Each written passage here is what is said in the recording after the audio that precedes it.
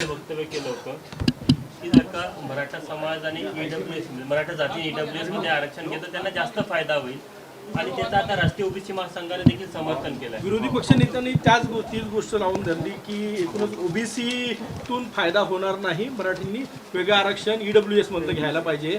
कसं बघता एकूणच सगळ्यांचं एकमत दिसतंय त्याच मुद्द्यांवर? माननीय देवेंद्र फडणवीसजींनी मराठा आरक्षणाचा ओबीसी आरक्षणाचा संपूर्ण अभ्यास केला आहे. 5 वर्ष मुख्यमंत्री म्हणून त्यांनी मराठा समाजाला कसं आरक्षण दिलं जाऊ शकतं आणि त्यानुसार ते आरक्षण दिलं.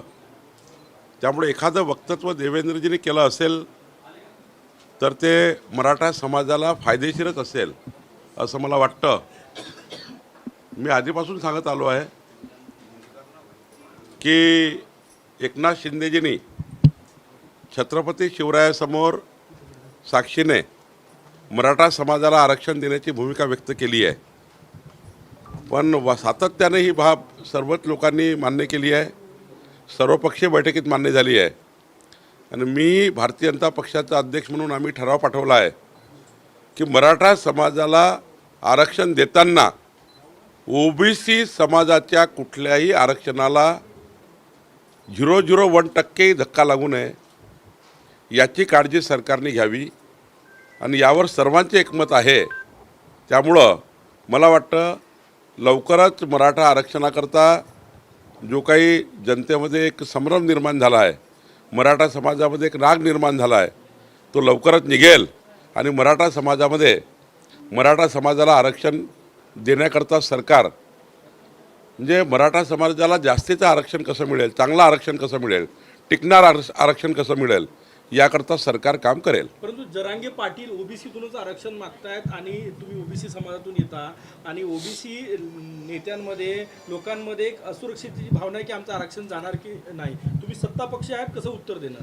100% सांगतो की ओबीसी समाजाच्या आरक्षणाला कोणताही धक्का न लावता मराठा समाजाला आरक्षण द्यावं हे सर्वच नेत्याचे एकमत झालं आहे आणि हे रायटिंगमध्ये झालं आहे. स्वतः शरद पवार साहेबांनी सुद्धा यावर आपलं मत व्यक्त केलं आहे. राज्यातल्या 13 कोटी जनतेच्या सर्व पक्षांनी म्हटलं आहे. त्यामुळे ओबीसी आरक्षणाला धक्का लावण्याचा प्रश्नच येत नाही आणि लावूच शकत नाही किंवा सरकारने अशी भूमिका घेणे योग्य नाही, घेणारी नाही असं मला वाटतं. ओबीसी जनतेला आश्वस्त करणार का की तुमच्या आरक्षणाला धक्का लागणार नाही, काय सांगणार? मला वाटतं संविधानाने आणि आम्ही सर्वांनीच या ठिकाणी ओबीसी समाजाला जे पाठबळ दिलं आहे, संविधानाने ओबीसी समाजाला पाठबळ मिळालं आहे. शेवटी कन्फ्युजन काही कोणी तयार करतील, पण कुठल्या समाजावर कुठला समाज अतिक्रमण करू शकत नाही. मराठा समाजाला आरक्षण देण्याचे पर्याय उपलब्ध आहे सरकारकडे, त्या पर्यायाचा सरकार वापर करेल.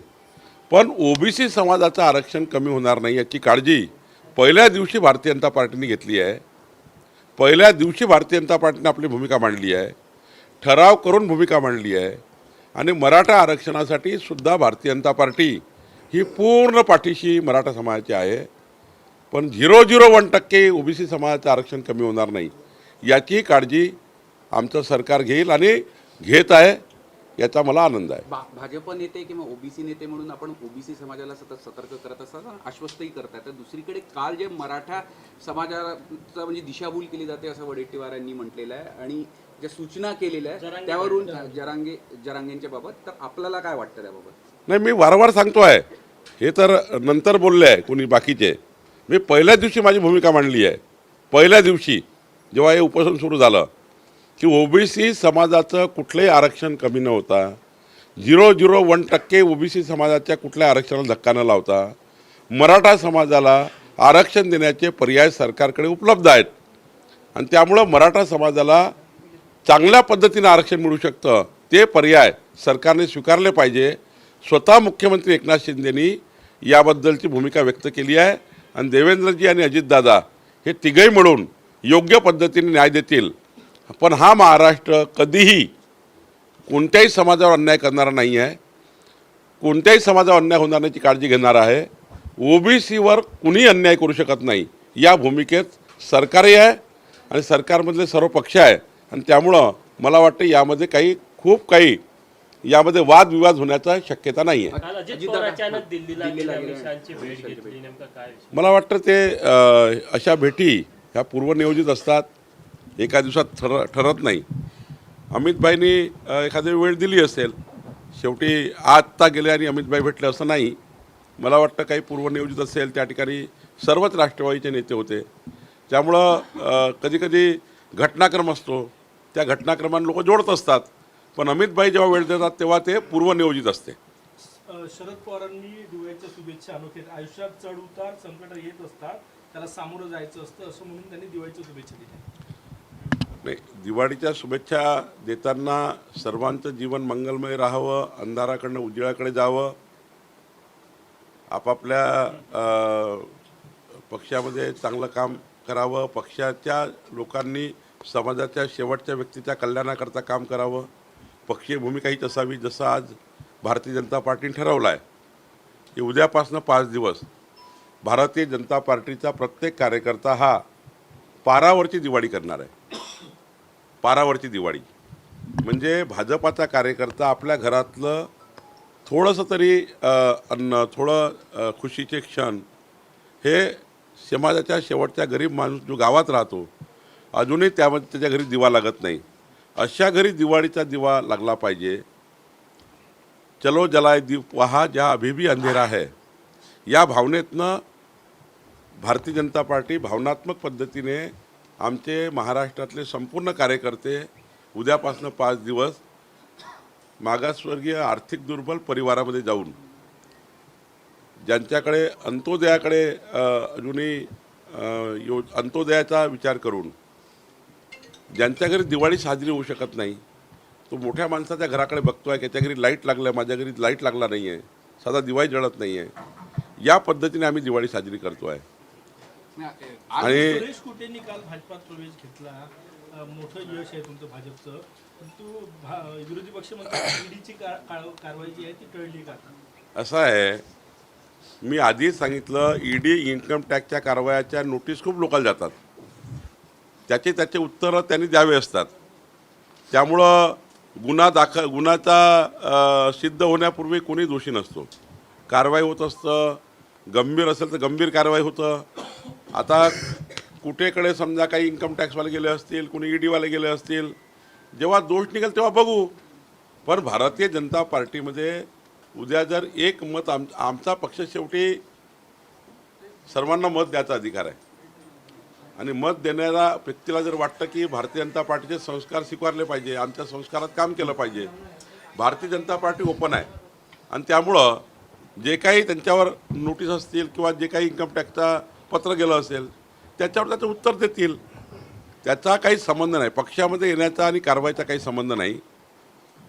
आणि कोणी असा संबंध धरू नये. अनेक लोकांना इन्कम टॅक्सच्या नोटीस येतात, अनेक लोकांना ईडीच्या नोटीस येतात, पण गंभीर गुन्हे ज्यांनी केले ते जेलमध्ये जातात. गंभीर गुन्हे, सरकार लुटले, सरकारमध्ये पदाचा दुरुपयोग करून सत्तेपासून पैसा आणि पैशापासून सत्ता हे मिळवण्याचे कारस्थान ज्यांनी केले ते जेलमध्ये दिसतात तुम्हाला. पण एखादा बिझनेसमॅन आहे, एखादा व्यावसायिक आहे, त्याच्याकडे जेव्हा इन्कम टॅक्सची नोटीस जातं तेव्हा त्याचे उत्तर द्यावे लागतात, त्याचं सबमिशन करावं लागतात. मला वाटतं सुरेश कुटे त्याचं सबमिशन करतील, पण त्यांनी पक्षातच येऊ नये हे काही योग्य नाही. त्यांनी भारतीय जनता पार्टीत पक्षात प्रवेश केला आहे, त्यांचं सामाजिक काम मोठं आहे, त्या ठिकाणी महिला सक्षमीकरणात काम मोठं आहे. मोठ्या प्रमाणावर ते कोरोनाच्या काळात आणि आत्ताही काळामध्ये समाजाच्या शेवटच्या गरीब माणसाच्या कल्याणाकरता सुरेश कुटे आणि त्यांचा परिवार आणि त्यांचे कार्यकर्ते काम करतात. आणि असे कार्यकर्ते भाजपामध्ये आले तर स्वागतच आहे. उद्धव ठाकरे सुरेश कुटेंची मंडली दादा स्टेट कोऑपरेटिव्ह सोसायटी आहे, त्याच्यामध्ये सामान्य लोकांचे 300 कोटी अडकलेले आहे. त्यांनी त्यांच्या कार्यालयाला आजपासून टाळं लावलेलं आहे. कालच भाजपमध्ये प्रवेश केला. नाही, मला वाटतं सुरेश कुटे हे कुणाचे पैसे डुबवणार नाही. सुरेश कुटे हे सज्जन कार्यकर्ते त्या ठिकाणी म्हणून त्यांचा आतापर्यंतचा इतिहास आहे. आतापर्यंत इतिहास त्यांचा असा आहे की त्यांनी कोणाला डुबवलं नाही आहे. पुढं मात्र भारतीय जनता पार्टीत ते आल्यावर ते कुणाही परिवाराला डॅमेज करणार नाही, कुणाही परिवाराला डॅमेज करणार नाही. त्यांच्या बँकेच्या ठेवी असतील ते परत करतील. शेवटी उद्या जनतेचं नुकसान करून भारतीय जनता पार्टीचा कार्यकर्ता मोठा होऊ शकत नाही. जनतेचं नुकसान करून भाजपाचा कार्यकर्ता मोठा होऊ शकत नाही. कुठलाही नेता असेल त्याच्यावर जनतेला दुखवण्याचं काही कारण नाही. जे काय लायबिलिटी असतील, जे काही आपल्यावर त्या ठिकाणी बोजा असेल तो बोजा चुकवावाच लागेल. आणि ती बँक वगैरे जे काय असेल मला माहिती नाही फार त्याच्याबद्दल, पण जे काही जनतेचं नुकसान कोणी भाजपचा कार्यकर्ता करेल ती भाजप सहन करत नाही. काल जनतेचे उद्धव- परतफेड करायला असमर्थ राहिले तर मग भारतीय जनता पक्ष काही वेगळा विचार करेल का त्यांच्या संदर्भात? नाही, आम्ही त्यांना सांगूच, पक्ष सांगेलच की जर आज पक्षात आहे तर पक्षीय भूमिका हीच आहे की समाजाच्या कुठल्याही व्यक्तीचं नुकसान होऊ नये. भाजपाच्या संपूर्ण कार्यकर्त्यांचाच आमचा हा संस्कार आहे. मी सुद्धा उद्या कोणाच्या गरीब माणसाचं नुकसान करू नये हे पाळलंच पाहिजे सर्वांनी. आणि त्यामुळं आमचे कधी कधी साखर कारखानदार आहे ते कधी कधी अडचणीत येतात, पण ते स्वतःचं त्या ठिकाणी कर्ज काढतात, लोकांचे पैसे येतात, त्यामुळं आपलं स्वतःचं काही विकलं चालतं पण गरीब माणसाचं नुकसान होऊ नये. उद्धव ठाकरे आज मुंब्र्याला चालले आहे, तिथे जी शिवसेनेची शाखा तोडली त्यावरून वाचू एक राजकारण सुरू झालं आहे मुंब्र्यात. नाही, ते आता त्यांचा पक्ष वाढवण्याकरता गेले तर त्याबद्दल मी काय बोलावं.